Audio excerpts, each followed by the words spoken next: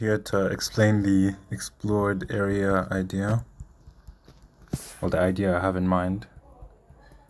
So essentially, the way it's working right now is that there's like 4 points, and then here's like the user's position, and it draws a sort of square slash rectangle around them. And then as they move, it's like, let's say over here, their new position, it draws an equal sized square around them, and so on.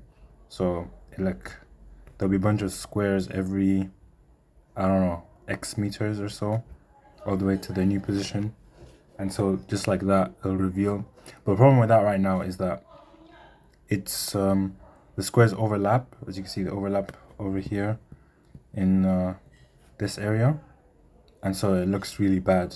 I don't know, I should probably put like a screenshot or something, but yeah, they overlap, which doesn't look really nice. So my new approach to this, or the approach I want to make, which I need the math skills and geography skills and all that, is that instead of just, so initially as well, when we draw a square or a circle or something even more complicated with a lot of points, yeah, and then as the user moves to like here, it like expands, it moves these points over here, it moves these points to then cover that new area, sort of, something like that.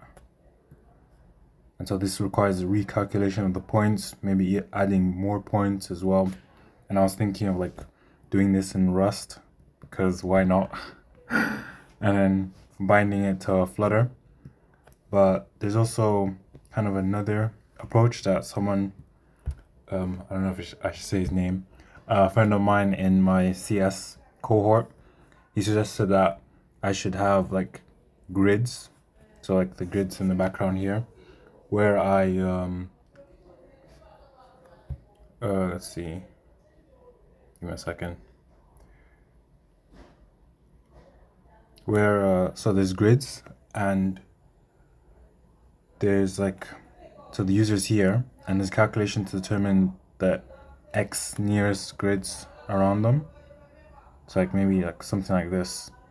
So maybe each grid is like 5 meters or so, 5 by 5. So it determines like the X amount of grids around them, and then as they move, it then adds grids to it, and so on.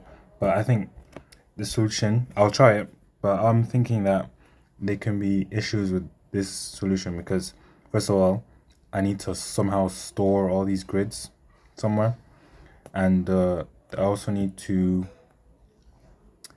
essentially like calculate the grids each time they move. So, and the grids are just there, like, I don't know, this is just a visualization, but in the actual app there won't be a visualization. So I don't know, we'll see. But I think this idea has a bit of merit and is much simpler than this idea for sure, that it has like a lot of points and all that stuff. But yeah, how do I stop the recording?